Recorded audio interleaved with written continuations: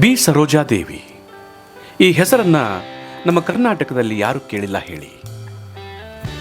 ಬರೀ ಕರ್ನಾಟಕದಲ್ಲಿ ಮಾತ್ರವಲ್ಲ, ದೇಶದಲ್ಲೇ, ಅದರಲ್ಲೂ ದಕ್ಷಿಣ ಭಾರತದ ತಮಿಳುನಾಡು, ಆಂಧ್ರ ಪ್ರದೇಶ, ತೆಲಂಗಾಣ ಹೀಗೆ ಎಲ್ಲ ಕಡೆಯೂ ಚಿರಪರಿಚಿತರಾದ ನಟಿ ಬಿ ಸರೋಜಾದೇವಿಯವರು ಇವತ್ತು ನಮ್ಮೊಂದಿಗಿಲ್ಲ.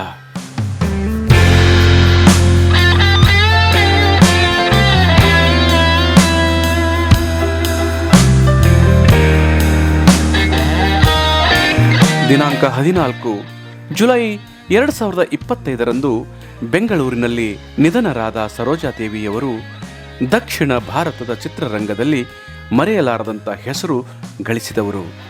ಸುಮಾರು 29 ವರ್ಷಗಳ ಕಾಲ ಬರೀ ನಾಯಕ ನಟಿಯಾಗಿಯೇ ಸುಮಾರು 161ಕ್ಕೂ ಹೆಚ್ಚು ಚಲನಚಿತ್ರಗಳಲ್ಲಿ ನಟಿಸಿರುವ ಏಕೈಕ ನಟಿ. 1955ರಲ್ಲಿ ತೆರೆ ಕಂಡ ಕನ್ನಡದ ಚಲನಚಿತ್ರ ಮಹಾಕವಿ ಕಾಳಿದಾಸ ಚಿತ್ರದ ಮೂಲಕ ಚಲನಚಿತ್ರ ರಂಗಕ್ಕೆ ಪದಾರ್ಪಣೆ ಮಾಡಿದ ಸರೋಜಾದೇವಿಯವರು ಸುಮಾರು 200ಕ್ಕೂ ಹೆಚ್ಚು ಚಲನಚಿತ್ರಗಳಲ್ಲಿ ನಟಿಸಿದ್ದರು. 7 ದಶಕಗಳ ಕಾಲ ಚಲನಚಿತ್ರ ರಂಗದಲ್ಲಿ ನಾಯಕ ನಟಿಯಾಗಿ ಮತ್ತು ಪೋಷಕ ನಟಿ ಪಾತ್ರಗಳಲ್ಲಿ ಮಿಂಚಿದ ಸರೋಜಾದೇವಿಯವರು ದಾಖಲೆಗಳ ಮೇಲೆ ದಾಖಲೆಗಳನ್ನು ಸೃಷ್ಟಿಸಿರುವ ಏಕೈಕ ನಾಯಕಿ. MG ರಾಮಚಂದ್ರನ್ ರವರ ಜೊತೆ 26 ಚಲನಚಿತ್ರಗಳು, ಶಿವಾಜಿ ಗಣೇಶನ್ ಅವರ ಜೊತೆ 22 ಚಲನಚಿತ್ರಗಳಲ್ಲಿ ನಟಿಸಿದ ಇವರು ಒಂದಾದ ಮೇಲೊಂದರಂತೆ ಸತತವಾಗಿ ಸೂಪರ್ ಹಿಟ್ ಚಲನಚಿತ್ರಗಳಲ್ಲಿ ನಟಿಸಿದ್ದರು.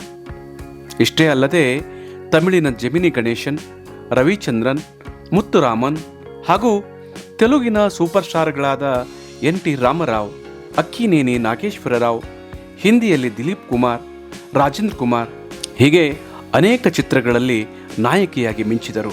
ಕನ್ನಡ, ತಮಿಳು ಮತ್ತು ತೆಲುಗು ಭಾಷೆಗಳಲ್ಲಿ ಒಂದೇ ವರ್ಷದಲ್ಲಿ ಅವರು ನಾಯಕಿಯಾಗಿ ನಟಿಸಿದ 14 ಚಲನಚಿತ್ರಗಳು ಬಿಡುಗಡೆಯಾಗಿರುವುದು ಇವತ್ತಿಗೂ ಒಂದು ದಾಖಲೆಯೇ ಆಗಿ ಉಳಿದಿದೆ. ಸರೋಜಾದೇವಿಯವರ ಇನ್ನೊಂದು ವಿಶೇಷವೆಂದರೆ ಅವರು ತಾರಿಯಾದ ನಂತರ ಚಲನಚಿತ್ರಗಳಲ್ಲಿ ನಟಿಸುವಾಗ ಅವರು ಧರಿಸುತ್ತಿದ್ದುದು ನಿಜವಾದ ಚಿನ್ನದ ಆಭರಣಗಳು. ಯಾವ ದೃಶ್ಯಕ್ಕೆ ಯಾವ ಒಡವೆ ಬೇಕೋ ಅದನ್ನು ತಾವೇ ತರುತ್ತಿದ್ದರು. ಇನ್ನು ಕನ್ನಡದಲ್ಲಿ ಅವರು ನಟಿಸಿರುವ ಚಿತ್ರಗಳಂತೂ ದಾಖಲೆಗಳ ಮೇಲೆ ದಾಖಲೆಗಳನ್ನು ಸೃಷ್ಟಿಸಿವೆ.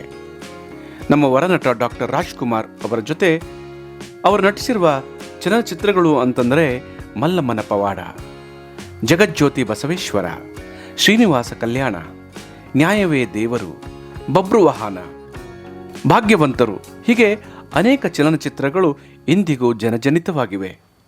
ಅಲ್ಲದೆ ಅವರು ನಟಿಸಿದ ಕಿತ್ತೂರು ರಾಣಿ ಚೆನ್ನಮ್ಮ ಚಲನಚಿತ್ರದ ಕೆಲವು ಸಂಭಾಷಣೆಗಳಂತೂ ಇಂದಿಗೂ ಜನಪ್ರಿಯವಾಗಿ ಉಳಿದಿವೆ.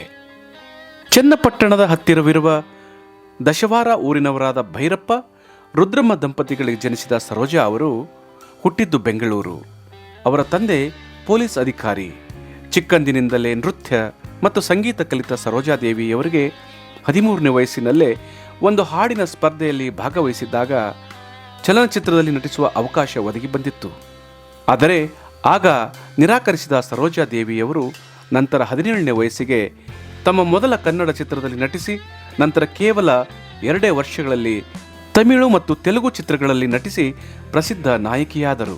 ಕನ್ನಡದ ಮೊಟ್ಟ ಮೊದಲ ಬಣ್ಣದ ಚಲನಚಿತ್ರ ಅಮರಶಿಲ್ಪಿ ಜಕಣಾಚಾರಿ. ಈ ಚಿತ್ರದಲ್ಲಿಯೂ ಕೂಡ ಅವರು ನಾಯಕಿಯಾಗಿ ನಟಿಸಿದ್ದರು.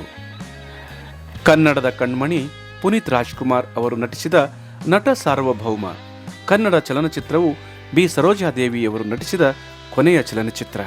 ಪುನೀತ್ ರಾಜ್ಕುಮಾರ್ ಅವರು ಬಾಲನಟರಾಗಿದ್ದಾಗಲೂ ಯಾರಿವನು ಚಲನಚಿತ್ರದಲ್ಲಿ ಇಬ್ಬರು ಜೊತೆಯಾಗಿ ನಟಿಸಿದ್ದರು. ದುರಾದೃಷ್ಟವೆಂದರೆ ಇವತ್ತು ನಾವು ಅವರಿಬ್ಬರನ್ನು ಕಳೆದುಕೊಂಡಿದ್ದೇವೆ. ಇಂತಹ ಸಾಧನೆ ಮಾಡಿರುವ ಸರೋಜಾದೇವಿಯವರಿಗೆ ಸಿಕ್ಕ ಪ್ರಶಸ್ತಿಗಳು, ಪುರಸ್ಕಾರಗಳ ಪಟ್ಟಿಯನ್ನು ಹೇಳುತ್ತಾ ಹೋದರೆ ಎಷ್ಟು ಹೊತ್ತಾದರೂ ಮುಗಿಯುವುದಿಲ್ಲ.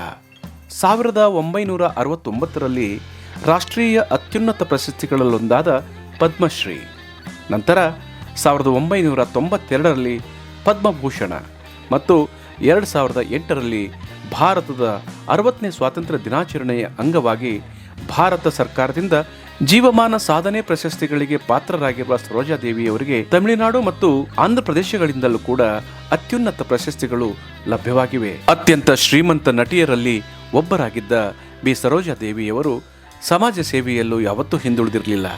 ಅನೇಕ ಸಂಘ ಸಂಸ್ಥೆಗಳಿಗೆ ದಾನ ಧರ್ಮಗಳನ್ನು ಮಾಡಿರುವ ಇವರು ಸ್ಕೂಲ್ಗಳಿಗೆ ತಮ್ಮ ಕೊಡುಗೈ ಸೇವೆ ಸಲ್ಲಿಸಿದ್ದಾರೆ. ಕರ್ನಾಟಕ ರಾಜ್ಯದ ಹೆಮ್ಮೆಯಾದ ಇಂತಹ ಪ್ರತಿಭಾವಂತ ಪ್ರಖ್ಯಾತ ಯಶಸ್ವಿ ನಟಿಯು ಇಂದು ನಮ್ಮನ್ನು ಬಿಟ್ಟು ಹೊರಟಿದ್ದಾರೆ. ಅವರ ಸವಿ ನೆನಪು ಸದಾಕಾಲ ನಮ್ಮ ಭಾರತದಾದ್ಯಂತ ಹೀಗೆ ಇರಲಿ ಎಂದು ಹಾರೈಸುತ್ತಾ ಆ ಭಗವಂತ ಅವರ ಆತ್ಮಕ್ಕೆ ಶಾಂತಿ ಕರುಣಿಸಲಿ ಎಂದು ಪ್ರಾರ್ಥಿಸೋಣ.